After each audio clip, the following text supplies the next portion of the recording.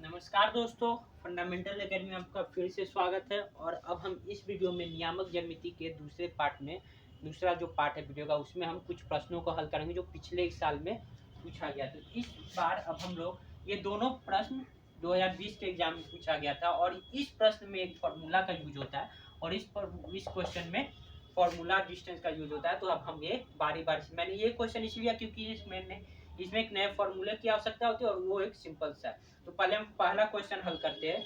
कह रहा है कि एक्स अक्ष पर वो बिंदु ज्ञात कीजिए जो बिंदु ए कितना है 2 5 -5 और बी बराबर -2 और 9 से समदूरस्थ है। अब देखिए एक्स अक्ष पर वो बिंदु क्यों बोला है। अगर एक्स अक्ष पर बिंदु लेता है तो हम उससे क्या मतलब दिमाग लगा सकते हैं वो सोचिए। अगर एक्स अक्ष पे वो बिंदु बोलता है, इसका मतलब कि आप हम सभी जानते हैं कि अगर एक्स अक्ष पर कोई भी बिंदु हो और यहाँ हो, जैसे मान लीजिए वाई, ये वाई डैश, ये एक्स और ये एक्स डैश, स्टैंडर्ड यही होता है। अगर एक्स पे कोई भी बिंदु हो, कोई भी जाइए, यहाँ जाइए, ये एक्स अक्ष पर यही सब बिंदुएं होंगी। ये लीजिए, यहाँ पे वाई हमेशा 0 के बराबर होता है। एक्स पे आप कहीं भी जाइए, यहाँ जाइए, यहाँ जाइए, यहाँ जाइए, वाई कुछ होता ही नहीं है। तो यानी तब हम इसी कॉन्सेप्ट का यूज, अगर एक वाई बोलता है तो एक्स बराबर 0 कर देते, अगर एक्स अक्ष बोला है तो वाई बराबर। तो अब हम माना कि बिंदु P ए बी से समदूरस्थ है। ए एवं बी से क्या बोला, ए और बी दोनों से समदूरस्थ है। बी एवं बी से समदूरस्थ है। क्या है, समदूरस्थ है। तो P का क्या होगा, हम कोऑर्डिनेट मान लेते हैं। एक K मान लिया, एक्स और Y हमेशा क्या होगा, 0 होगा। चलिए ठीक है। अब हम क्या करेंगे, दोनों डिस्टेंस क्या बोला है, समान होगा।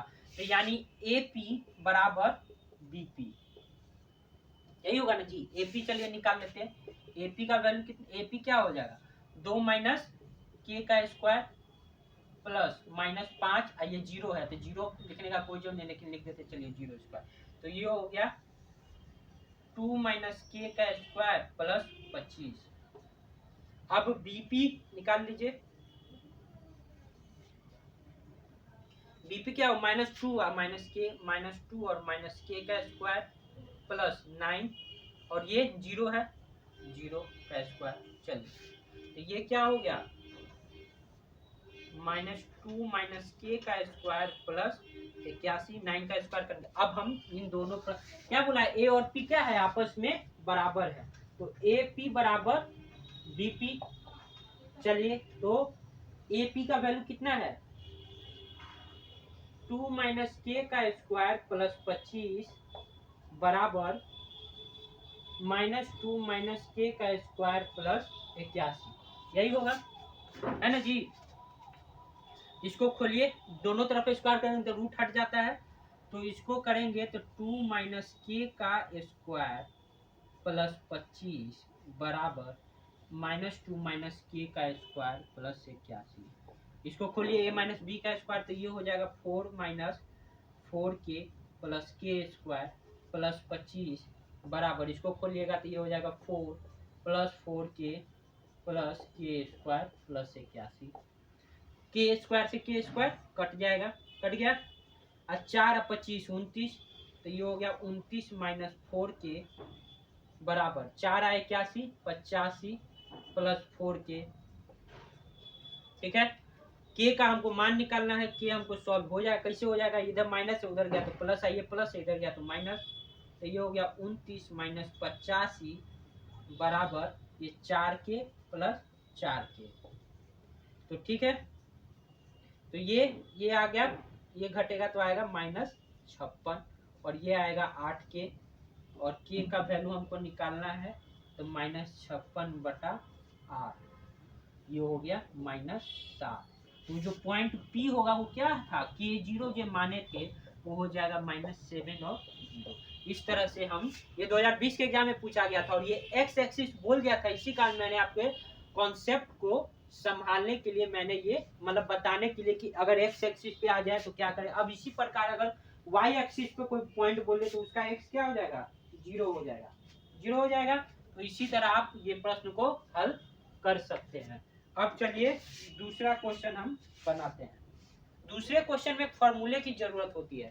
तो फॉर्मूला क्या है मैंने आपको फर्स्ट वीडियो में नहीं बताया था, और जब मैंने ये क्वेश्चन देखा कि पूछा गया है तो मैंने आपको ये फॉर्मूला बताना सही समझ रहा हूँ। तो चलिए मैं इसको फॉर्मूले को बता देता हूँ दूसरे नंबर के क्वेश्चन को। चलिए क्वेश्चन है 2 का आंसर। फॉर्मूला है त्रिभुज का केंद्रक अल्फा बीटा बराबर है। अगर त्रिभुज के केंद्रक अल्फा बीटा है तो अल्फा बराबर x1 plus x2 plus x3 बटा में 3 और बीटा बराबर y1 plus y2 plus y3 बटा में 3। ये होता है फॉर्मूला। तो अभी देखिए a -3 0, तो इसका मतलब x1 बराबर -3 और y1 बराबर 0। b 5 2, तो x1 x2 बराबर 5 और y2 बराबर 2। c -8 5, तो x3 बराबर -8 और y3 बराबर 5। ठीक है।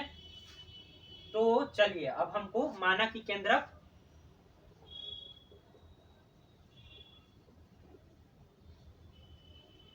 बराबर अल्फा बीटा, तो अल्फा क्या होगा फॉर्मूला लिख दिए हैं x1 plus x2 plus x3 बटा में 3।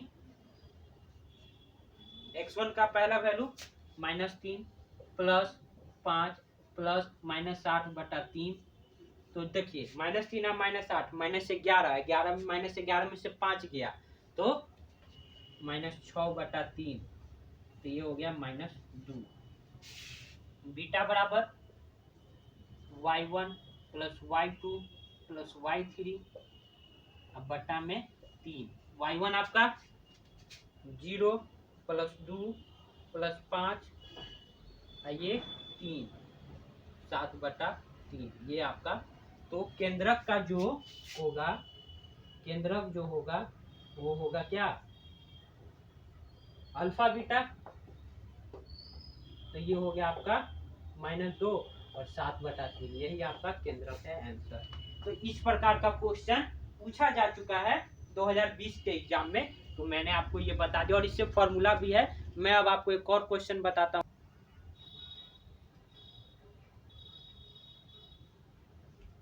तो देखिए नया क्वेश्चन मैंने लिया है कि अगर x और y में एक संबंध स्थापित करें यदि बिंदु xy 1 2 तथा 70 संरेखीय है। इस क्वेश्चन से मैं आपको दो चीजें बताने जाऊंगा। पहला तो विधि है कि आप इसका दूरी निकाल लीजिए। मान लीजिए चलिए आंसर है ए बी, ए मान लीजिए xy, b 1 2 और c 70। क्या करिएगा आप, मान लीजिए ए बी बी सी और ए सी का दूरी निकाल लीजिए और A B plus B C क्या हो जाएगा बराबर ए सी कर लीजिएगा। तो इससे क्या आएगा आपको एक्स और वाई के बीच में संबंध आपको मिल जाएगा। लेकिन मैंने ये प्रश्न इसलिए नहीं बताया है क्योंकि मैं कुछ लिखना चाहता, मैं खुद से सॉल्व करना चाहता हूँ। मैंने ये प्रश्न इसलिए बताया क्योंकि मैं इसमें एक नया फॉर्मूला यूज करूंगा। पिछले क्वेश्चन मैंने क्या कहा था, त्रिभुज से संबंधित एक फॉर्मूला बताया था कि उसका केंद्रक कैसे नहीं। अब हम त्रिभुज का एरिया कैसे निकालते हैं। यदि अगर त्रिभुज में x1 y1 हो, x2 y2 हो एवं x3 y3 हो, ठीक है। ये मान लीजिए ये त्रिभुज है। अभी क्वेश्चन हटाइए, ये x1 y1 x2 y2 और ये x3 y3 हटाइए अभी उसको। अभी क्वेश्चन ध्यान से मत देखिए। तो इसका फॉर्मूला अगर ऐसे आपको आ गया तो फॉर्मूला डायरेक्ट निकाल सकते हो। Formula area of triangle ABC निकालने का डायरेक्ट फॉर्मूला है। ये अगर ए है, ये बी है, ये सी है, तो डायरेक्ट तरीका है फॉर्मूला निकालने का और वो फॉर्मूला है 1/2। अगर कोई कहे आपको एरिया ऑफ ट्रायंगल निकालना है तो क्या करें 1/2 x1 into y2 minus y3, क्या करेंगे y2 माइनस y3, फिर plus x2 y3 minus y1 plus x3 और ये हो जाएगा y1 x1 माइनस x2। ये आपका फॉर्मूला है, रट जाइए। तो मैं इसको अभी यहाँ जगह नहीं मिला था, मैं अच्छे से लिख देता हुआ x1 y2 minus y3 plus x2 y3 minus y1 plus x3 sorry ये y1 minus y1 minus y, ये आपका फॉर्मूला है किसी भी एरिया ऑफ ट्रायंगल ABC। अगर तीनों पॉइंट मिल गया आपको, अगर पता है और आपको अगर निकालना है तो आप इस फॉर्मूला से डायरेक्ट निकाल सकते हैं। तो ये तो फॉर्मूला है, चलिए ये फॉर्मूला है।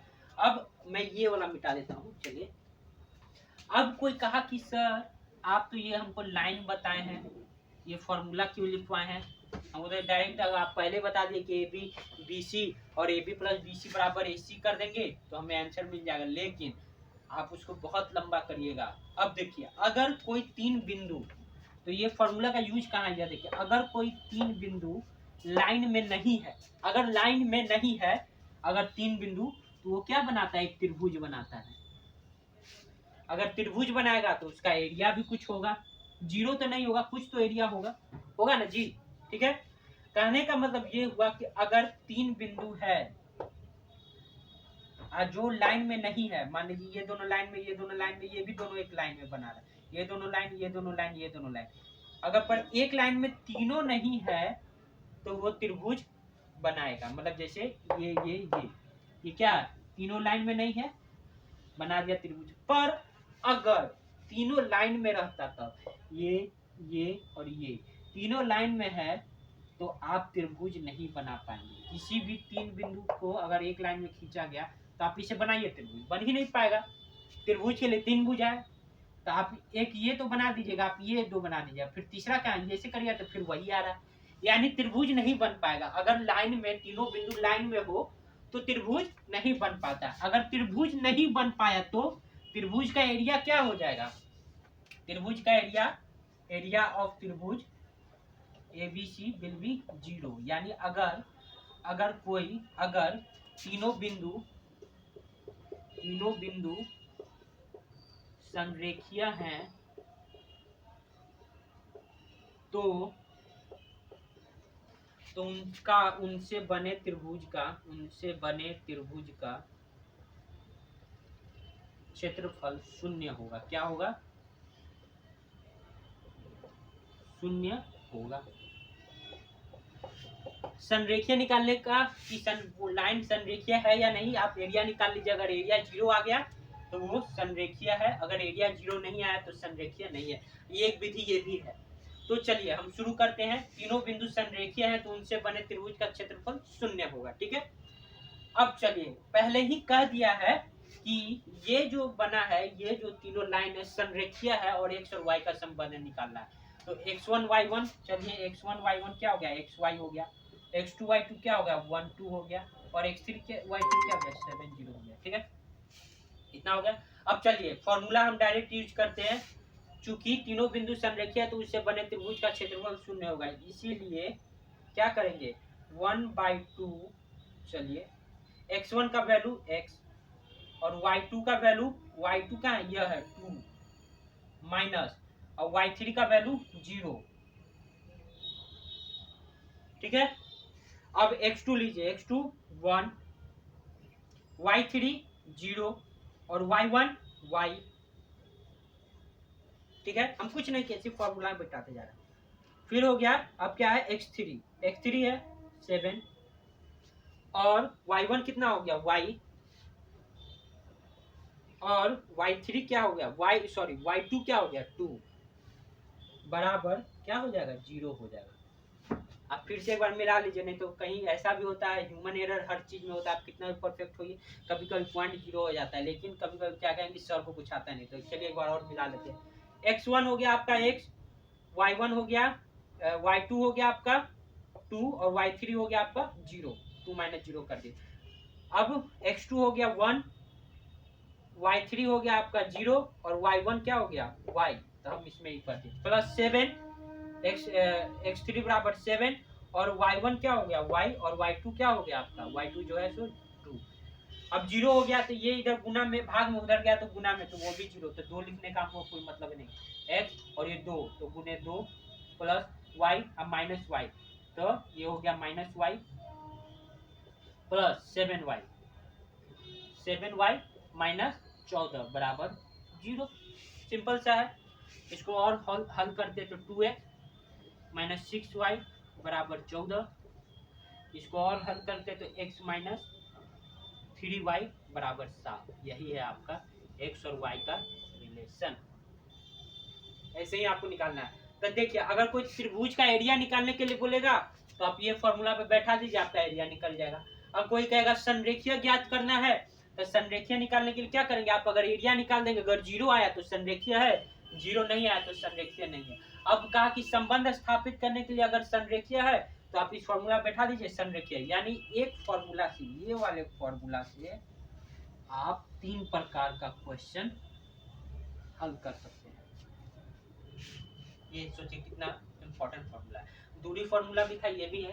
तो चलिए इस तरह से आप संबंध स्थापित कर सकते हैं और इस प्रकार से आप आगे क्वेश्चन भी बनाइए। आशा करता हूँ आप इससे संबंधित क्वेश्चन, आप पुराने क्वेश्चन देख लीजिए पिछले साल के, तो आपको आधे मतलब प्रॉब्लम आधा से ज़्यादा दिक्कत दूर हो जाएगा। अगर आपको कोई दिक्कत है, प्रश्न है, तो आप कमेंट सेक्शन में पूछ सकते हैं। तब तक के लिए धन्यवाद। जय हिंद।